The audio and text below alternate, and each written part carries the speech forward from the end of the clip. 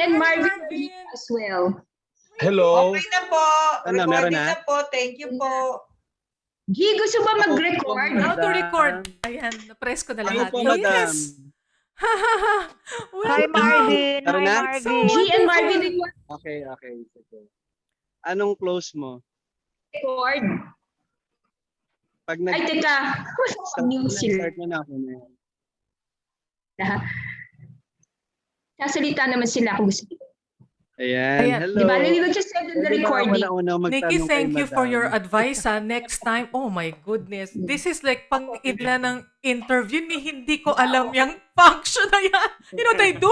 Re-record namin, padadala pa namin after. Oh, Anyway, Maganda Joanne, po, i-allow niyo na lang. oo nga. Oh my something God. to do. Can he be the one to ask? Can he ask already? Who? Nikki? Ako Si na po Alan. mauna. Sige. Okay. Sige, sige Alan, go. May lagari pa yata si Allow to Alan. record. Ayan, allow to record. Ha? May Welcome lagay. everybody. Pa ako, oh. Si Joke lang. Chiren, allow to record. Nasa school si Alan, magsiswimming yan eh. Oo nga, ang ganda ng background. Alam mo, hindi ko na nalagay yung... Maglalagay sana ako ng green screen. Ay, ako, di bali na. Welcome to all our living rooms and wherever we are, di ba? How nice. Oh, Opo. yeah. Hi, Hello po, Edwin. Edwin, Also, siya yan. hello. And G, Edwin. hello, welcome. Hello. Marvin, hello, my dear friend. Oh, Alan, ano yung tanong mo, Alan? Yeah, Madam Joanne, tanong ko lang Yes. po. When was the last time you do your single before parang bago itong everyday Everyday Valentine. Valentine. Opo. The first, actually, naglabas ako ng holiday single nung 2016. Ang title niya is New Year's Day. Pero hindi namin masyado na-promote. Parang nag-test ako ng digital kasi thankfully all my past albums was released talaga by major labels. First time talagang to experience being independent. So yung New Year's Day single yon na nirelease namin only on our yung sa label lang namin, Neomod Productions. Yung kami ng asawa ko, part of the new normal lahat. Lahat label, lahat na tayo editor, lahat, diba? So yung New Year's Day was the first 2016 bago itong My Everyday Valentine. Yan. Kasi Madam, what is the story behind this song? Yung Everyday Valentine. Paano po na-compose to? How long did you compose it? Tapos, if you summarize the song, ano po yung ibig sabihin ng song? Why Everyday Valentine? sinulat ko siya actually 2016 nag-start. Sinulat ko para sa husband ko. And you know, when kasi pag nagko-compose ka as a composer, ayan, yung pamangkin ko later, makikita nyo, may interview nyo rin siya. Sometimes nagsisimula ka sa title. Minsan title lang yung lumalabas. Minsan naman, andun na agad, sabay na yung melody at saka yung lyrics dumadating na. In the case of My Everyday Valentine, parang I wanted lang to honor my husband kasi naku, mahabang story to, pipilitin kong summarize. Kasi active ako sa Philippines hanggang year 2000 eh. So nung makilala ko yung husband ko dito, when I was 1 year here sa States, 2001 to 2002 ako na dito. And then nag-migrate na ako 2005. Hindi na ako active that time. So parang I wanted to honor him na my entire life, yung entire life ko talaga was really built on us.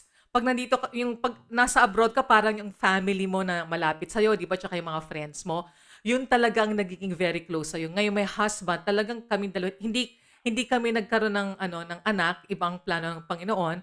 But for both of us, he was my world. So I really wanted to come up with a song na sa kanya. And now, born kasi on Valentine's Day. Parang minsan tayo hinihintay natin pa yung Valentine season, di ba? Parang sa akin is, if your husband, your partner, your spouse, the person that you love, whether you're young or old, I think yung yung mahal mo, parang siya yung everyday mo na Valentine. Parang, di ba pag sinasabi mo yung ikaw yung giliw ko, ikaw yung mahal ko, ikaw yung kabiyak ko, ikaw yung love ko, yung darling ko. Para bang ginagawa ko lang synonymous yung Valentine sa irog mo. Parang gano'n. So parang your lover, the person who you truly love, your spouse, yun nga, your partner, he or she is your everyday Valentine. At saka nabuo yung kanta kasi I reached out kay Jimmy Borja na alam naman natin na si Jimmy Borja is also based na dito sa US. Pero si Jimmy has already crossed borders. Nakakapag-compose na siya for other people na mga Amerikano, yung mga taga, ibang talaga, ibang, mga ibang foreigners also. Nag-reach out ako sa kanya. He's been a good friend for a long time. Also, mula pa nung album ko na Between Seasons, yung dinistribute siya ng Universal Records, tapos label din namin. Nag-reach out ako sa kanya. Nabuo namin yung kanta 2017. Pero, ngayon lang, I also wanna thank Jimmy Borja kasi siya nagsabi sa akin noong December, Joanne, kailan natin i-release yung kanta? Sabi ko, Nick, alam mo, tumatawad pa nga ako kay Jimmy. Sabi ko sa kanya, pwede pa natin i-release sa 2022 kasi hindi pa natin alam what's going to happen. But you know what? Dahil binago ni Lord yung storya namin, no? Naku, sabi ko nga, Alan and everybody, pasensya na. This is a really long story. I'm really gonna try to summarize it. But kasi, that's why this song has changed its meaning. We recorded this song ng January 21st. Tapos usually pag may bago kang kanta, you want to listen to it na yung papakinggan mo sa studio, sa big speakers, papakinggan mo sa telepono mo, papakinggan mo in different devices. So nung the following day, nag-road trip kami, nag-mini road trip kami ng husband ko dito sa California, sa may Pacifica. And actually, I'll try to summarize it and I don't want to get emotional, pero nagkaroon siya ng aksidente. Nagkaroon siya ng accident that needed surgery. And to try to fast forward, February 1st, nag-surgery siya. Tapos nung February 1st, something really happened na I thought I was going to lose my husband. Let's put it that way. And the Lord really guided me na na-CPR ko siya. In fact, dear friends and even my sisters who are here, nakasama ko sa team ko, they know that it was already difficult kung kahit si Jimmy Borja kausap ko, hindi ko sigurado kung paano ko ipopromote yung kanta. But when my husband was showing signs na naging improve na siya after being in the hospital for 3 days, no? Kasi na-rush siya ng ambulance. Nung sinundo ko na siya, pandemic pa naman ngayon, Alan, we cannot, di ba? Hindi tayo alam natin lahat, we cannot go to the hospital. So, imagine from the time na CPR ko siya at dinala siya ng paramedics and ambulance sa hospital, hindi pa kami nagkita. Nagkita kami 3 days after na. So it was even a very emotional reunion for us.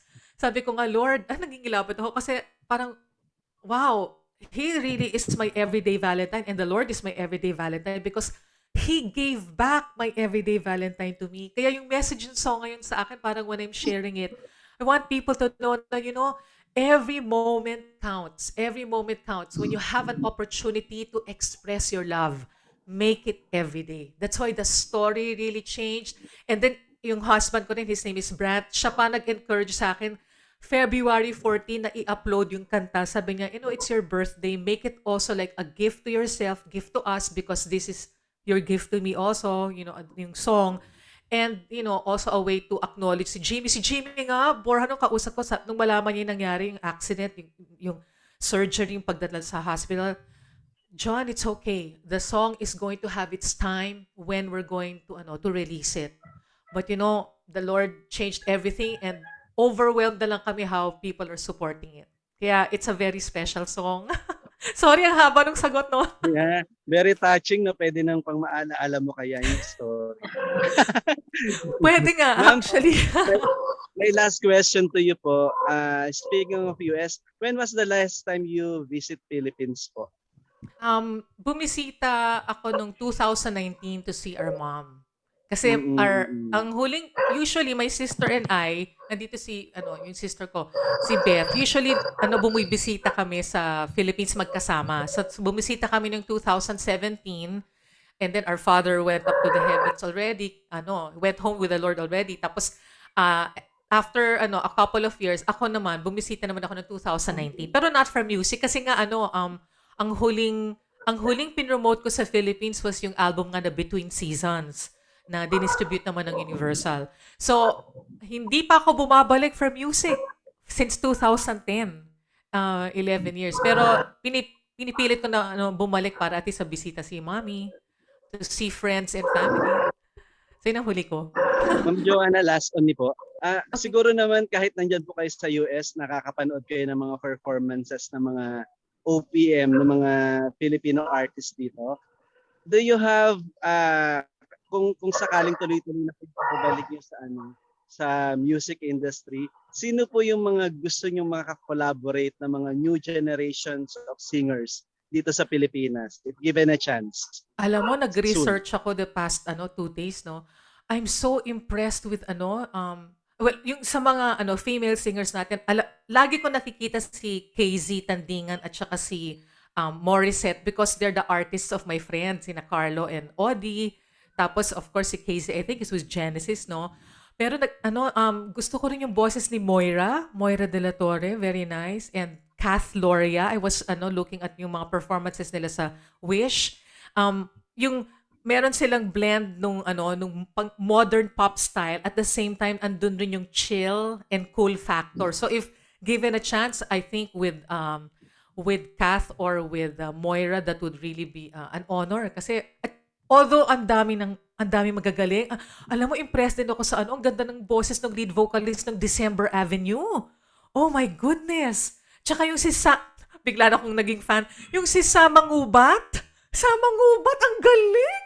Ang galing ng bata! Oh my goodness! Ang daming magaling. You know, what is so nice about the current generation, no? Kasi andito na yung net, no? Andiyan ang web. Imagine yung accessibility nila sa influences. Magre-research ka lang ng style. Yung time namin, maghahanap ka ng cassette, tapos di pa available. Di ba, Jo? So, parang, hihintay ka pa ng magre-research ka, pupunta ka sa, now everything is already on, sa fingertips nila. So, at saka hindi lang yon. So, may channel sila, pag na-impress yung mismong artist na gusto nilang i-reach out to, can you imagine, they can collaborate with them already. They are very blessed ang current generation. Kaya, when I listen to them, yung mga style sila, I also listen to, si Sam at saka si Katrina Velarde when they did their duet. Ang ganda-ganda din na duet nila. So, very rich ang potential nila for collaboration. Pwede na sila mag-collaborate with other foreigners, with musicians and artists from different parts of the world. Yun ang magandang maaari nilang magawa sa mga current Yes, crop of madam. artists. Looking forward to that. Sana po pagbabalik niyo rito, magkaroon din kayo ng collaboration with them. And congratulations po sa inyong new single, My Thank Everyday you. Valentine. Thank you, Congratulations, Alan. I madam. Thank appreciate you. it. Thank you so Thank much for you. joining us din, Alan. Ako, Thank you really po. appreciate it. Go Thank for you. Tingin ka na, Alan. Okay. Yeah, anyone else? So Ako. hati ka muna. O sige, si Jo. Sandali lang, Nikki, okay lang? Okay, Jo, please. Hi, Jo, Jo. Hello, Miss Jo. Nakakakilig, Miss Maridol and everybody here na nakita ko na po kayo uli for the first time in how many years. Kasi Long time, no? inabot ko pa yung panahon nyo talaga, kinakanta po. Pero may tanong ako kasi ang tandang-tanda ko noong mga 90s, kasi kayo yung una kong naririnig na parang theme song ng mga teleserye nung araw. Saka theme song ng mga pelikula nung araw. Pero nung araw hindi masyadong seryoso dun sa mga royalty, no?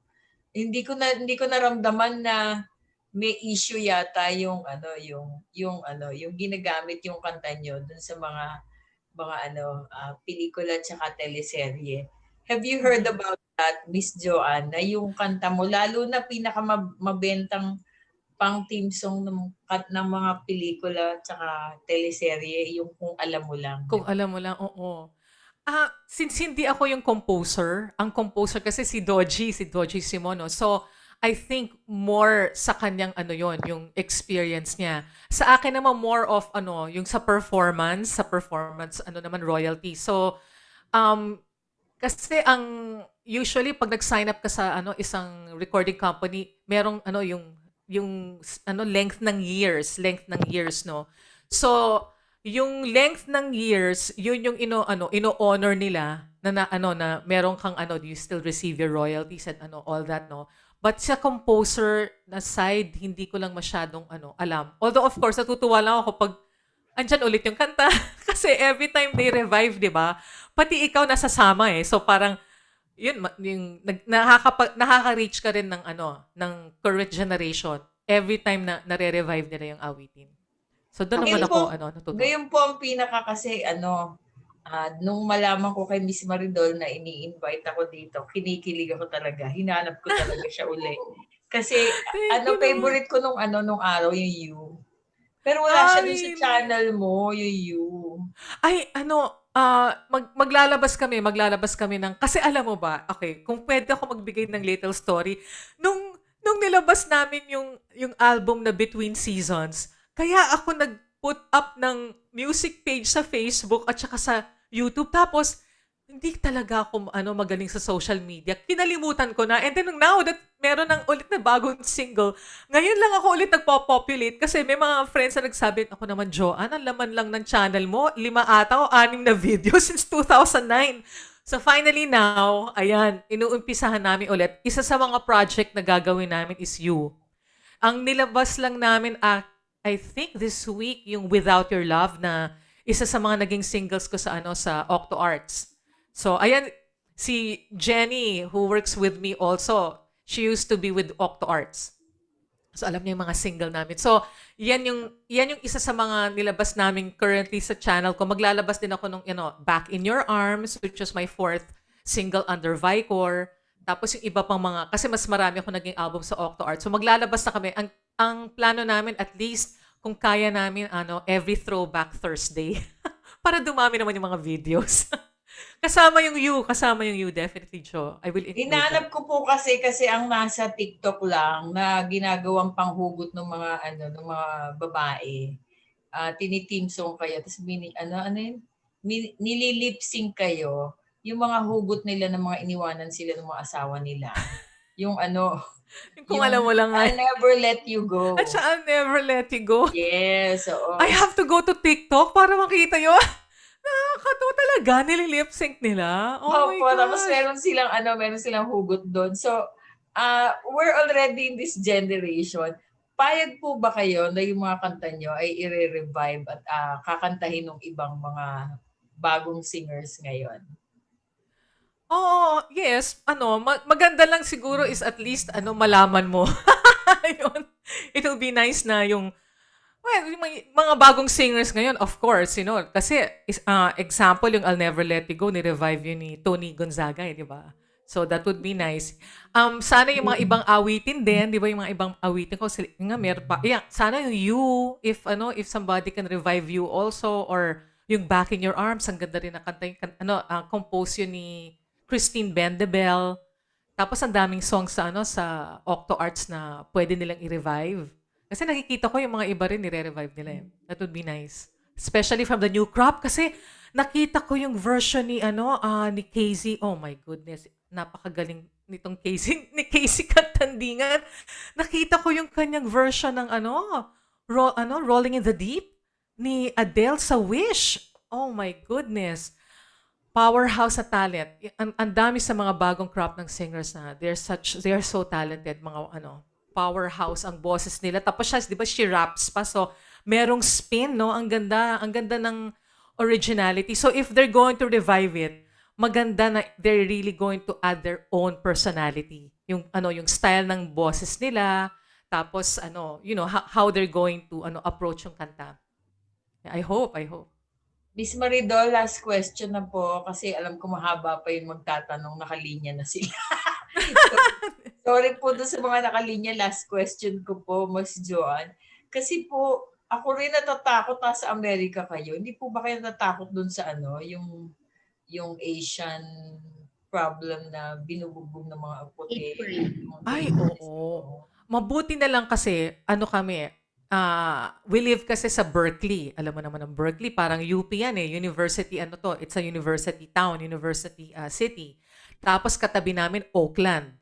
So, very diversified kami dito. So, at least yung area namin, hindi mo man nafe-feel yun eh, kahit yung mga, di ba, ang dami nakikita natin sa TV na talagang yung racism talaga nag-increase even before the pandemic, no? Nakakagulat lang ngayon na may nangyayari. Actually, meron akong nakita sa news siguro about, ewan ko kung late last week or early this week na this is sa may Oakland pa nga na merong nahampas, nasa bus siya.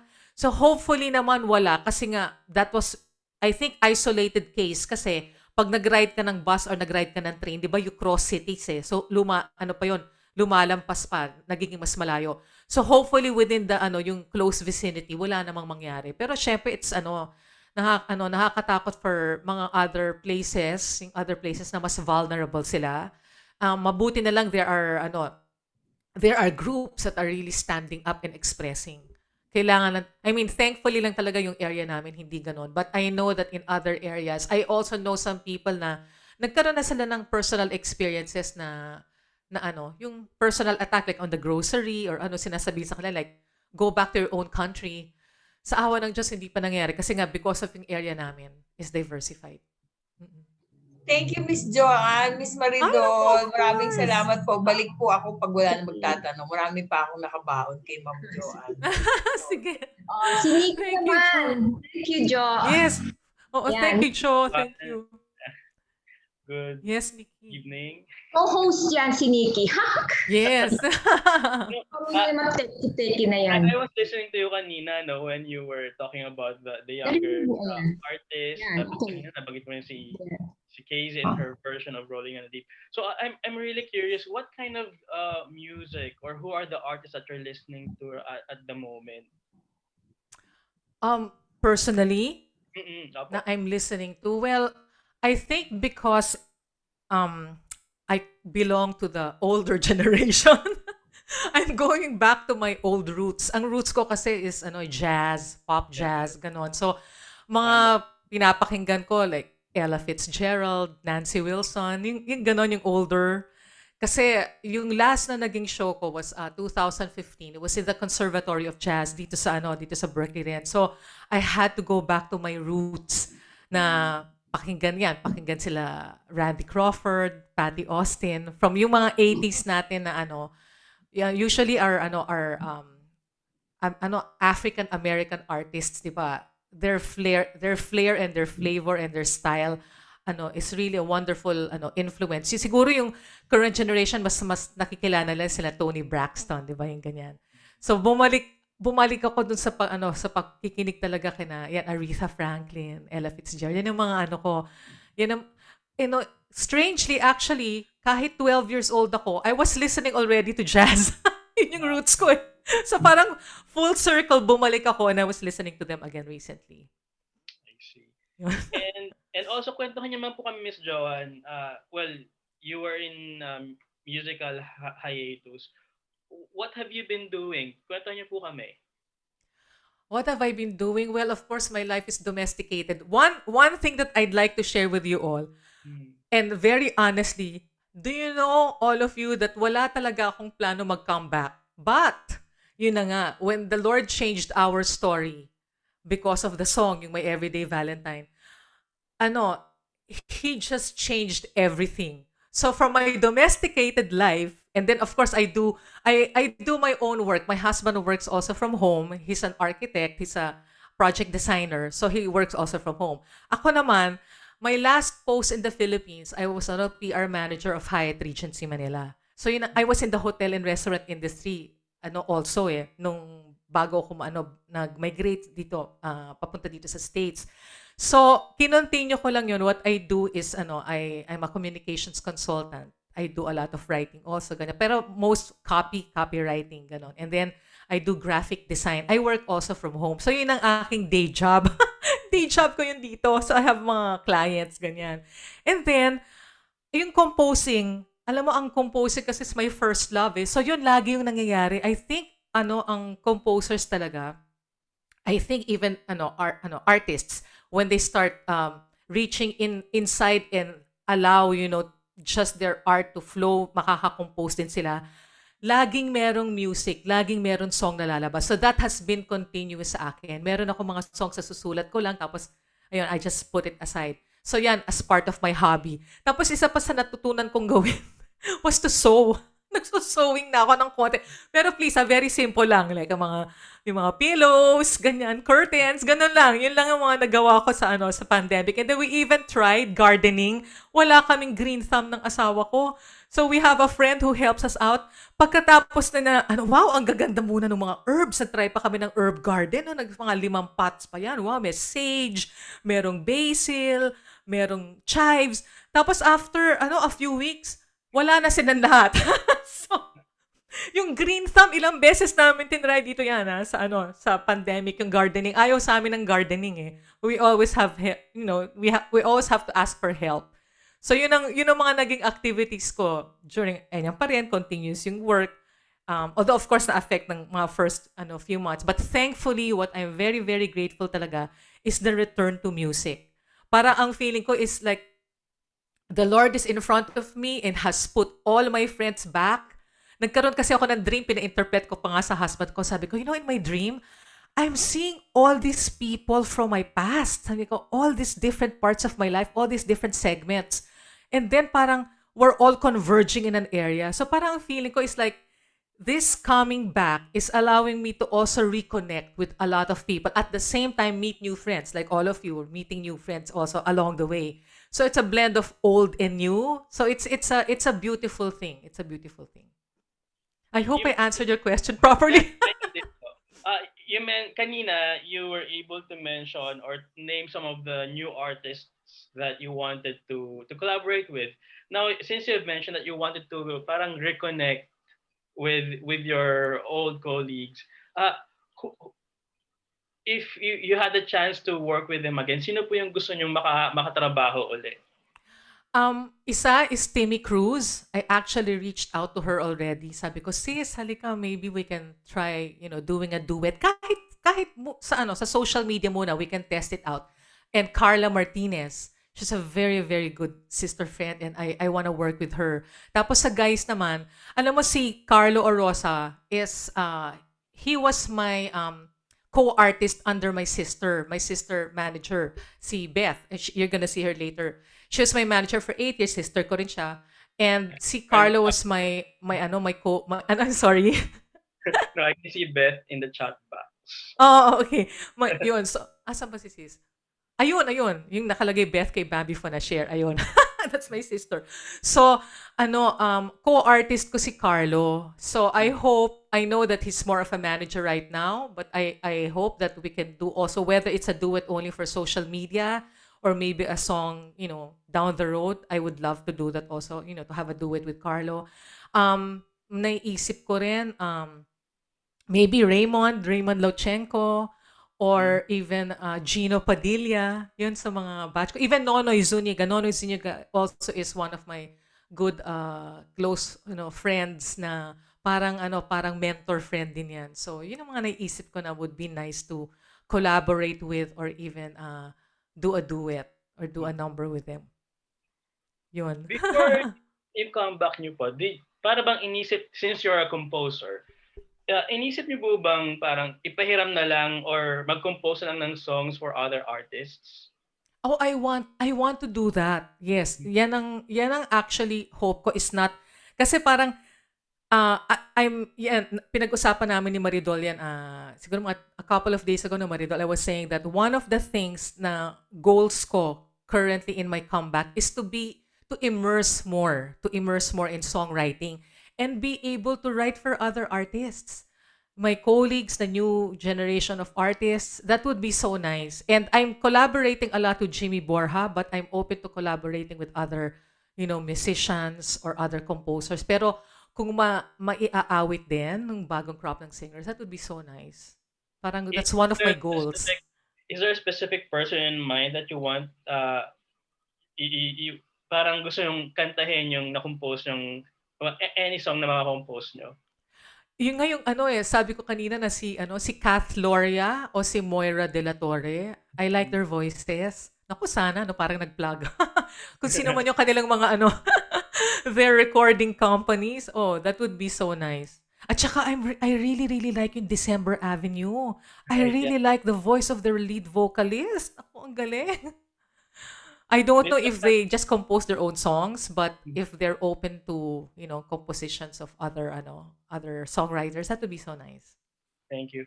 For my last question, Miss Joanne, um,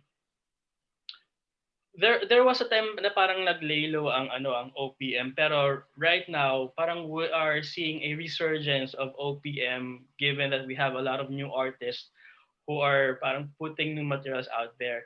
Kayo po as someone who parang who observed the resurgence of OPM, ano po yung nakikita niyong future ng OPM given that we have new artists who are producing more songs right now? I think it's very promising because our nasa global scale tayo ngayon, 'di ba? I was mentioning na the artists now can just collaborate with anybody. I think it's very promising kasi when you go to YouTube now, nagugulat ako that there are even foreign hosts who are talking about our crop of singers. Ang React. dami-dami para sa, no? Ang Mm. dami sa YouTube ngayon na nagsasabi, "Oh my gosh, have you heard Morissette Amon? Oh my God, have you heard this Jonah?" I mean, they're talking about may mga vocal coaches who are talking about our artists. So I think it's very promising and it's really good that may bagong tunog kasing OPM ngayon. So we still have in our language, I don't know if it's still called that, MOR, middle of the road, di ba? Yung mga middle of the road ballads. Pero nag-evolve na. Like I was saying nga, nakita ko yung Wish performance ni Casey Tandingan, Rolling in the Deep. And I know that she does that also with her new songs. Iba na ang yun nga yung sinasabi nila, bagong tunog, bagong OPM sound. So, it's very promising. And I think even artists from from other countries have already begun picking this up. Kaya nagko-collaborate na sila with our new artists. So it's very promising. Very, very promising. Right. Thank you, Miss John. And we look forward to seeing you here back in Manila. Thank you. Thank you so much, Nikki. Good Appreciate luck to your that. single. Oh, thank you. Thank you so much. Miss Maridol, back to you. Ay, Maridol, can you unmute? Oh, wait. Can I unmute you? There. Wait. Hi, Miss Joanne. Ayan. Edwin, Ask ako, unmute. ayan. Ayan. Okay. Ay, According hi, to, Edwin. according to the chat, ako nakawan next. So, Okay. okay. Miss Joanne, just so you will know, no? I have been working a lot with your nephew Guji Lorenzana here, who has been developing a lot of talents here in the Philippines. And last year, he also recorded a version of one of your hits. Yes. Yes. Do you have plans to collaborate with him also in the future? He's a very good singer as well. We have not yet talked about that. Maybe down the road because alam mo yung family namin may mga may mga bagong artists. Like later on you're going to meet my niece naman, daughter ng aking sister. Okay. So she's another artist Okay. who's already, making her own name in Canada. So I think down the road, alam mo maraming singers sa pamilya namin, both mother side and father side. Which I think they should be encouraged to also get into the industry. Tsaka kanya-kanya silang direction or career path. Iba yung style ni Joanne, pop ballad, si Gucci, iba rin. Dax naman. Spoken like a publicist. Oh yes, may publicist. Yes. Alam mo si Maridol, nakakatuwa because every time, I think even for other artists also, no, like, yung, I belong now to a generation of artists na nagre-regular comeback. Yung occasionally, may bagong kanta bumabalik sa industry. So Maridol is always there as a support pag when we have a new song that we offer, like now, at this time. Edwin, you have another question? Yes, my second and last question. Miss Joanne, you mentioned earlier about the domesticated life that you led after getting married. Yes. During all those years you were not so active in the music industry, did you occasionally get invitations to sing at special occasions like weddings, family gatherings, and all that? Yes, actually, There in the US. yes. When I migrated in 2005, I was still performing up until 2007. And then, quietly, my husband and I started recording our album.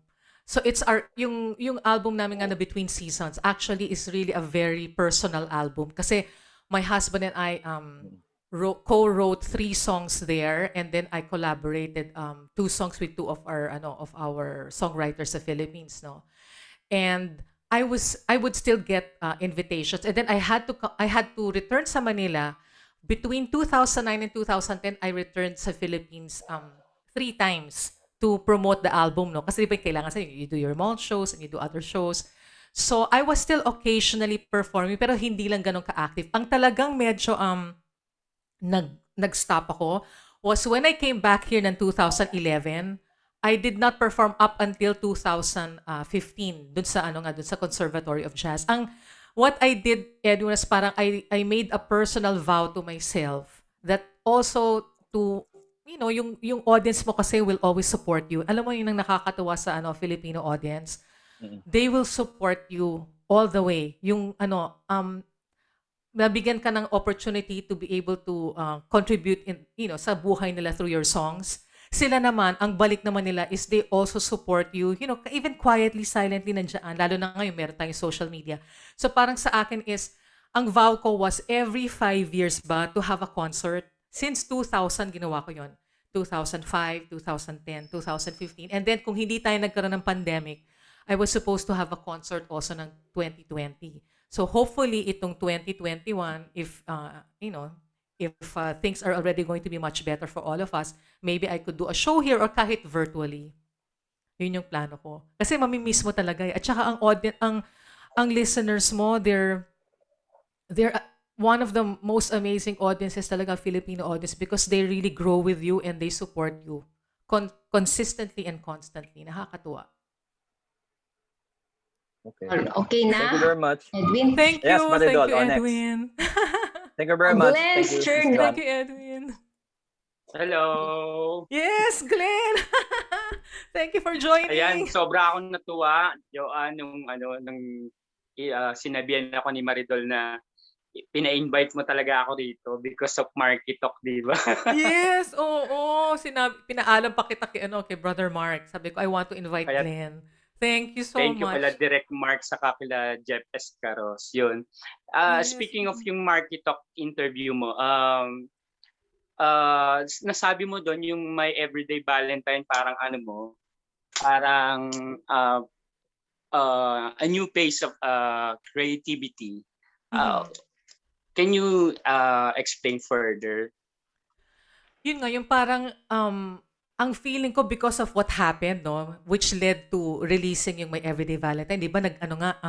Nagbago yung meaning ng kanta. Not just because kasi if you're going to look at the lyrics, very personal. I'm really talking about how I met my husband, seeing him from far away. Mamaya maybe we can play the song. No, so personal siya, but yung title itself applicable to anybody nga, 'di ba? Na pagmamahal natin. But what happened because of the song, I hear more songs inside me na parang waiting lang to come out. You know what I mean? Parang na-feel ko na I just need to sit down and either collaborate with somebody or ako mismo is just to write down the song. So it's a new phase. Parang the Lord gave more inspiration to write. So it's exciting. At saka yung sinasabi ko kanina na yung when I say coming back is I will still be based here in the US, pero pag nagkaroon ng invitations, let's say for concerts or for other special events sa Philippines, I hope to be able to return sa Philippines kahit once a year. Pero based ako talaga dito sa US ngayon. And ang daming I have reconnected aside from Jimmy Borja, who's a good friend na alam nga natin is a wonderful and brilliant composer. I've reconnected magugustuhan ni Joto kasi I've reconnected with Gigi Mordeno. Siya yung composer ng second hit song ko na You. And she's also based here. So excited kami. Yun yung, parang nga nagkaroon ng bagong phase ng creativity kasi parang you're reconnecting even with the others who are already based here sa US na pwede kaming gumawa ng mga kanta. So we're all excited. We're working together again. So it's an exciting Nagiging musical active ulit phase. kayo, di ba? Nagiging active. At saka lalo Nagiging na sa active ulit kayo. songwriting. Oo. Yes. Yes, nagiging active ulit. And at saka ngayon, alam mo, itong nagbukas ng bagong opportunity ang yung virtual world natin ngayon. Of course, we're still learning. Lahat tayo may mga technical glitches minsan.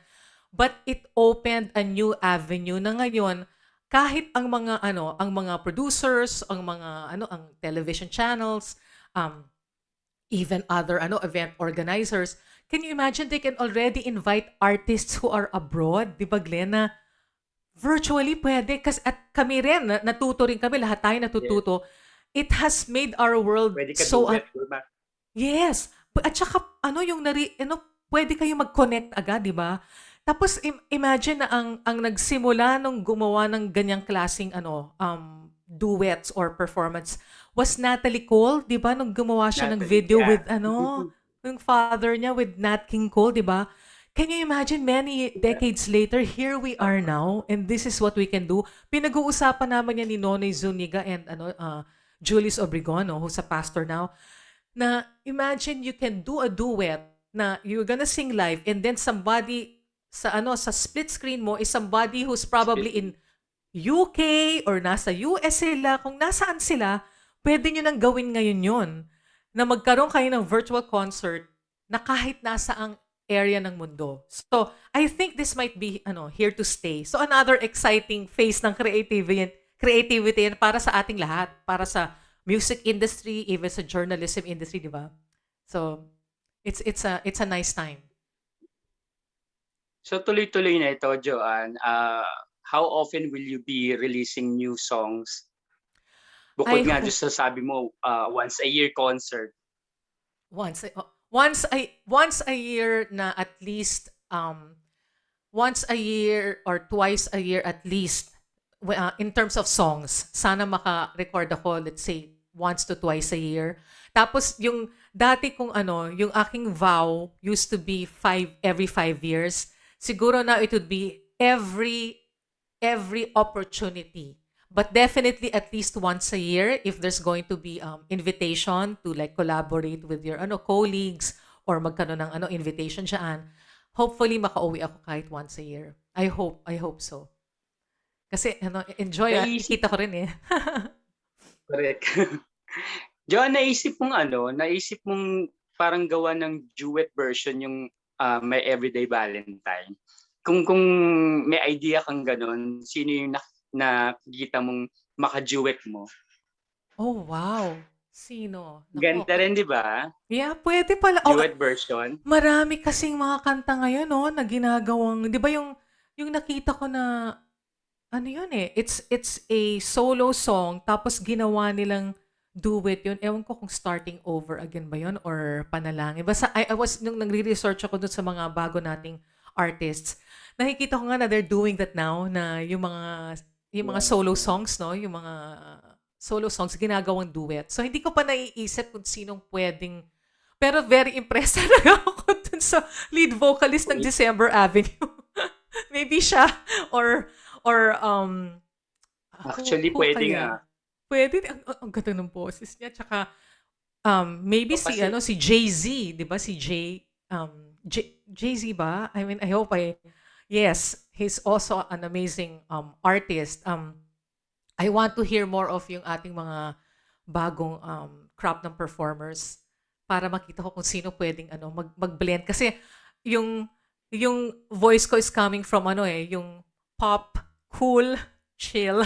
Ganon. So, magre-research ako ng mga artists natin who can probably blend. That would be nice. That would be a nice thing. Or kaya even from my colleagues na, alam ko marami sa mga colleagues ko are also making a comeback kasi nagsisimula na rin sila ng kanilang mga YouTube channel, di ba? They're becoming active. One of my friends, his name is Ted Di Chupa. He was my co-artist sa first manager ko, Nonong Pedero. Sabi niya, it's like ang nangyari sa pandemic nga is parang may resurgence. Meron dang renaissance in music. So, a lot of the new artists, of course, are bringing back a lot of the old songs din aside from the originals. Tapos, yung mga ano naman, nare-revive naman na artists are having a new opportunity to present again their sound. So, maganda renaissance period tong nangyari sa atin sa pandemic. Meron ding kabutihan, di ba, na ano, nangyari for all of us. Maganda yung idea na mag-collaborate ka sa mga younger artists kasi para makilala ka rin ng new generation, di ba? Ganda. Yeah. Kasi syempre yung mga nanay at tatay kilala ka pero yung mga kabataan, di ba? Yes. Yes, that's true. Tsaka ang mga bata natin ngayon, they're so smart, they're so brilliant, they're so kasi nga the web is andyan na very accessible sa kanila, ang dami nila ang agad natututunan, no. So at saka sobra akong impressed sa mga styles ng mga bagong singers natin ngayon. Kasi they are getting so much influences. Yung iba-ibang influences nila is within their reach. Tapos naririnig mo, nakikita mo yung influence sa boses nila. And then they make it their own. So, ang ganda. Yung klase ng originality is so unique. Nakakatuwa. Nakakatuwa yung mga bagong artists. I hope Glenn nasagot ko. Oo naman. Before I end, itong press con mo, pwede mo i-upload sa YouTube channel mo, additional content din. Yes, oo. Diba? Yes, oo. We will pag-uusapan namin ni Maridol yan. For sure. Okay, thank you very much. Thank you very much. Love you, Joanne. Love you thank also. you, Maridol. Thank you, Glenn.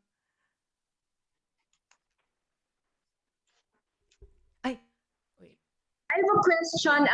G doesn't want to be seen on our audio, but she has a question. If there's an OPM song you want to sing, what would it be? Any of the OPM songs? You know, one of my first favorites was Jam Morales, Even If. Kay Jam. Gusto ko yung song ni Jam. Even If, okay. Yung all those sleepless nights, all the tears I cried. So it's very Joanne. It's ballad. It's a love song. Okay. Yes. And if there's a song you'd like to compose, would have wanted to do yourself, to write yourself, what would it be? If you were in his or her shoes, parang you'd tell yourself, ay sayang ako sana yung gumawa or na-create. Is there such a thing? Yung kunwari kinanta ng iba. Yung it was recorded by somebody. Ng ibang tao. Kasi, somebody besides one of Jam's. I mean, I like that song and of course that's her signature song. Yeah. I think it's the song of... But what about a songwriter? Because you're a songwriter yourself, what song would you have wanted to compose yourself? We're speaking of Joanne the songwriter this time, not Joanne the performer. A new song or an old song that you heard that you would have wanted na sana ako, parang nakasulat ako ng something like that. Gusto ko yung kanta ng company, Muntik na Kitang Minahal. Ang ganda nun. Nakaka-relate kasi ako. In the past, yung parang, yung ganon, parang, of course, I'm very grateful. My husband, I love you very much. He's probably asleep already, si Brant. But, nakaka-relate ako siguro yung younger days. Gusto ko yung song na yun, Muntik na Kitang Minahal. Ang ganda yun eh. La la la la la la la la. Yun, that's one of the songs na yung parang wow, I wish I had recorded that song. Compose naman, gusto ko rin yung song ni Basil, yung You Give Me Hope, di ba? Strength the will to what's the lyrics again? Strength the will to live on my side. Basta yung that song, di ba? Basta that, cause it's you. Anyway, that song. I like that song also. Anything that is encouraging and positive. Especially at this time. Yun pala yung isa sa mga goals ko in my writing now is to be able to write songs that are going to be encouraging and have a positive message. Kasi lalo na we're in the pandemic, di ba? It would be nice na we would have more songs that are going to to encourage us, that are going to parang to uplift our spirits. Yun yung yun ang hope ko na to write more songs that are going to be positive and encouraging. Feel good songs. Feel Thank good song. you. Gee, Well, I hope I think was able to address that your questions. is that fun? Are you happy with the answers? Anyway, Yes. so anyway, yes. Jo, Thank you, G. she might have other questions. Jo, are you there? O ayaw na niya? Sino Anyway, yung muntik niya Ay, minahal? nandito po ako. Hello po. Sino yung Ayan muntik na. ko ng minahal? Nako! Sino daw yung muntik na minahal? Ayan, Mahirap kasi Yes, si anak ng G. pastor. At pareho na kami Really? may asawa. Ganun eh. I'm sorry, Lord. Anak ng pastor at saka pareho na kami may asawa. Hallelujah, di ba? Ganun eh. Sige. O nga pala, si Joanne, speaking of feel-good things, Joanne designed COVID masks and donated them to where? To who? Frontliners? Or? Frontliners. Yes. Thank you, Maridol, for that shoutout. Yung pala, kasi di ba we were talking, na-mention ko kay Nikki that yung nagsasewing ako. And then, one of the pharmacies na dito, it's called CVS Pharmacy. Nung pumunta ako, I saw some of the workers na wala silang mask. So I talked to one of them, sabi niya, at that time, yung earlier part ng pandemic na, 'di ba yung nagkakagipitan pa, 'di ba, ng mga PPP. So wala pa masyado mga mask. So tinanong ko yung isang worker, sabi niya, are you provided masks? Tapos sabi niya, ang mask daw kasi since hindi masyadong they're not getting enough stock. Pag merong pumapasok sa pharmacy who need the mask, they have to of course, sila yung priority kasi mga frontliners. So, I got touched by that. Sa pag-uwi ko, yun yung una kong ginawa. Sabi ko, I think we have to do our part and contribute. And so, I was given that opportunity. Tapos, may mga neighbors na I posted it sa Nextdoor, yung Nextdoor app. Sabi ko, if you want some masks, just reach out to me. So, it was very nice kasi a lot of them were contacting. Tapos, nakakatuwa kasi yung mga mask ko, inaano nila. They got it from our house. Tapos nagsasabi nila, I need 6 for this senior place. I need 10 for this other home. I need it for my children. Meron ganun, may isang family na ganun. So that was really one of the most worthwhile endeavors na makatulong. Thank you, Maridol, for mentioning that. Miss Jo, you have Joanne. another... Oo. Oh, yes, Jo. Oo. Miss Joanne, forgive me, pero balikan ko yung tanong ni Miss G. Kasi yun din dapat yung itatanong ko na nakabaon.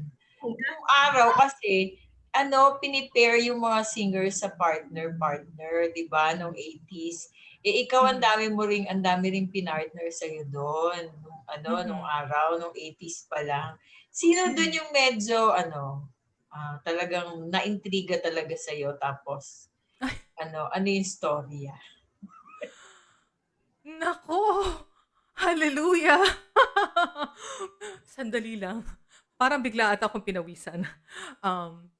Sino ang maraming napares kasi 'di ba lahat si Glenn tumatawa. Oh, ay nako.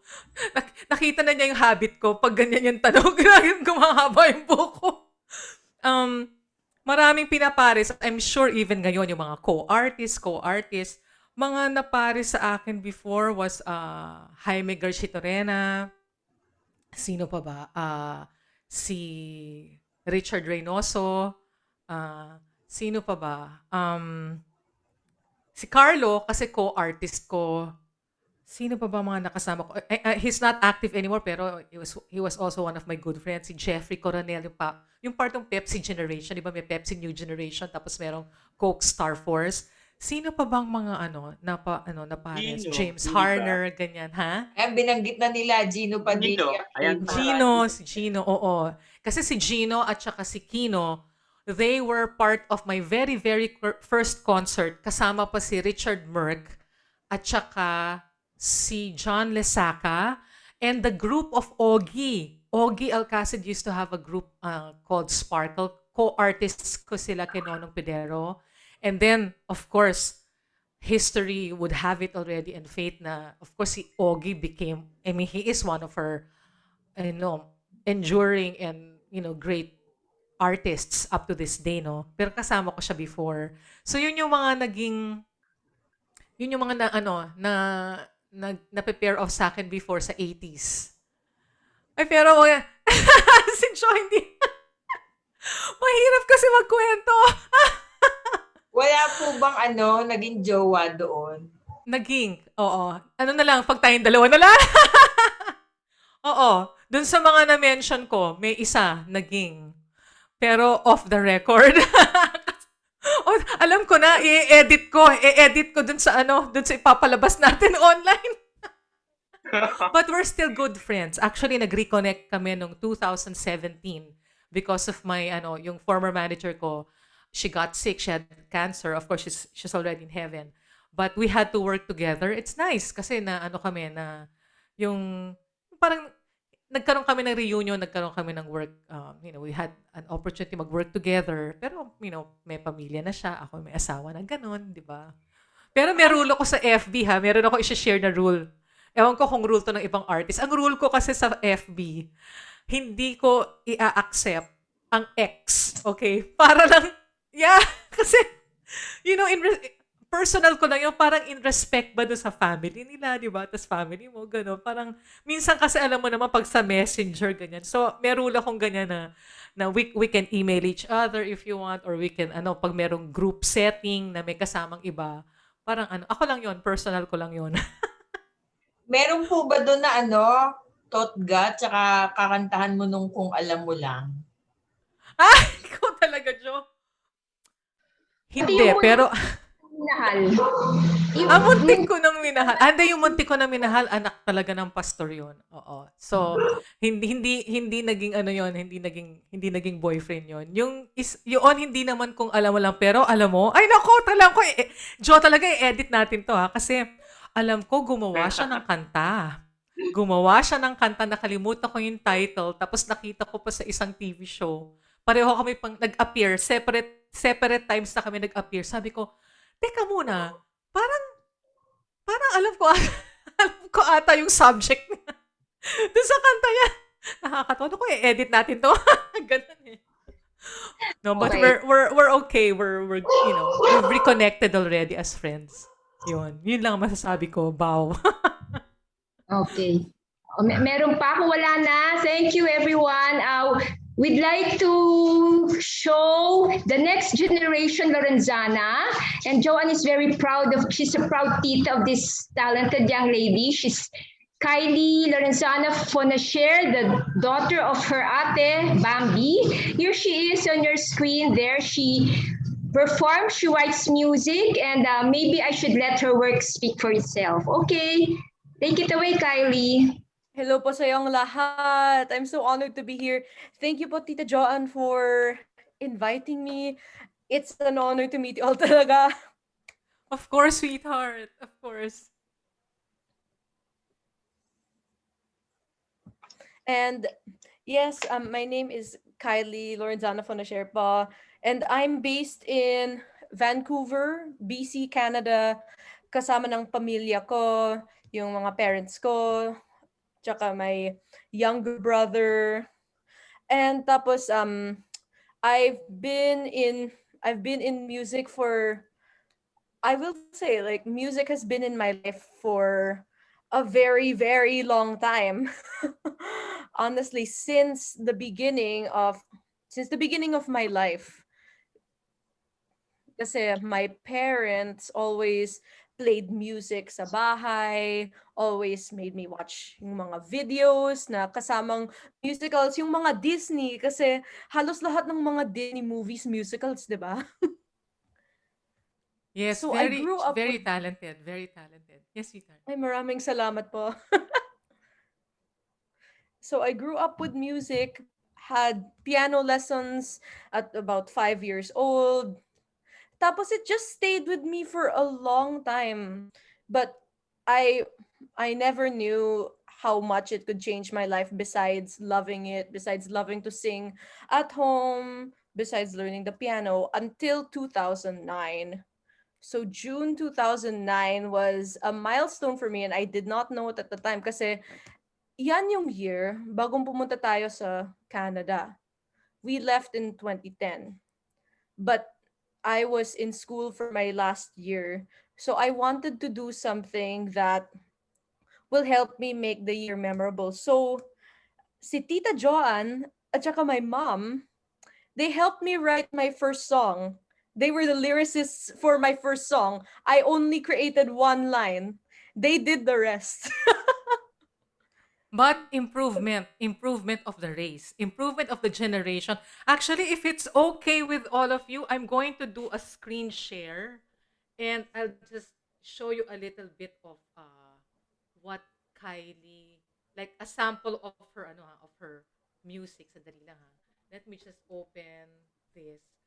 Para nakita niyo yung style niya. Sandali share screen. Okay. There. Ayan. Tama ba?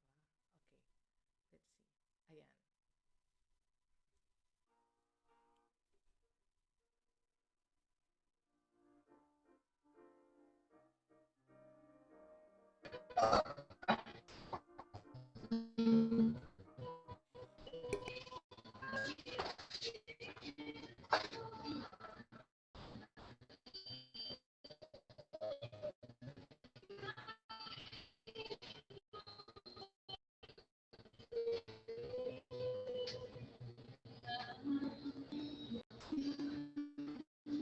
see.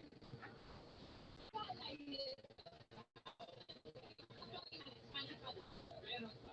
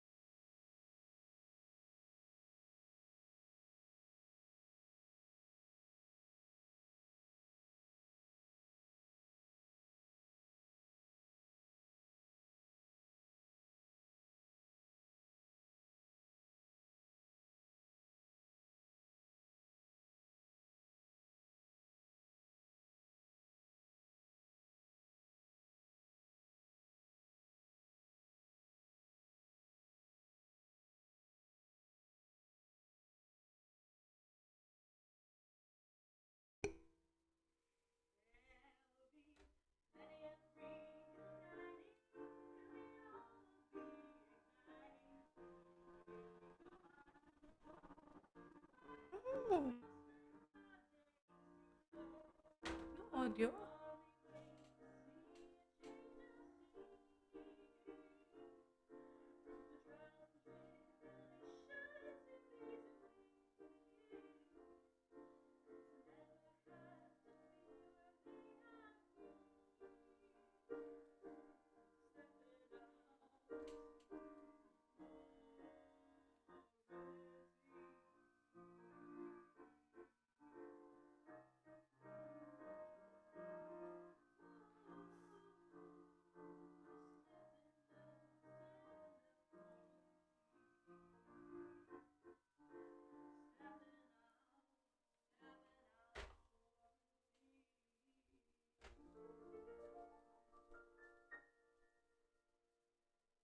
Oh, wait.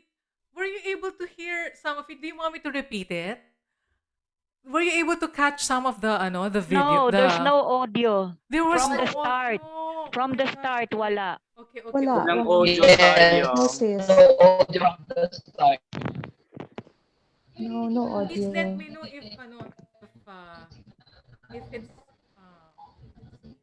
Magsasample na lang daw si Kylie na a cappella. Wait, can you let me know if this is working now? Wait, ha? Okay. You can play. Nawawala. Nawawala. Yan, wala na naman. Walang audio. My goodness, ba't kaya? Is it Walang the internet? audio. Wala, sis. Yes. Okay. A cappella na lang daw si Kylie. Oo. Very Nawawala. short. Okay, how do you want to... Mahina. Mahina yung audio? Oh no, how... Sayang. Wait, ba't ganon? I try it. Wait,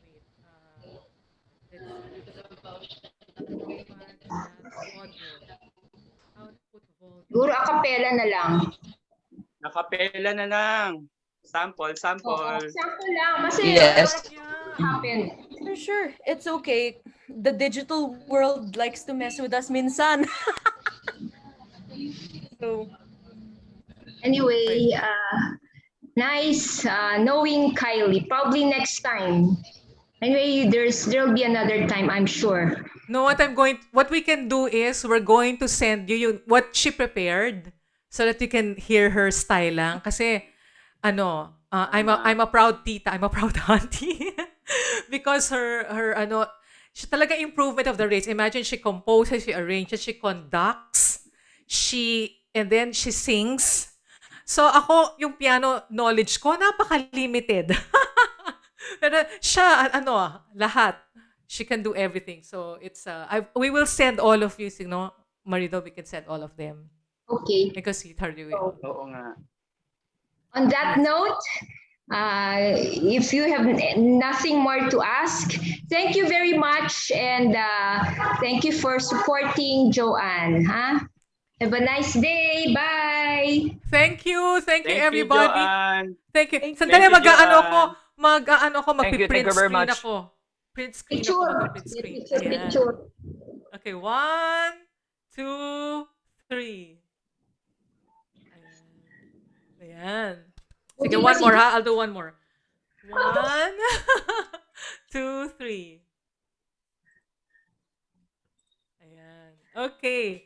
Thank you so much, everybody. Thank you, Joe. Thank you, Nikki. Thank you, Joanne. Thank you, Edwin. Yes, and Thank you very much. Thank you so much. Marv and Alan, thank you.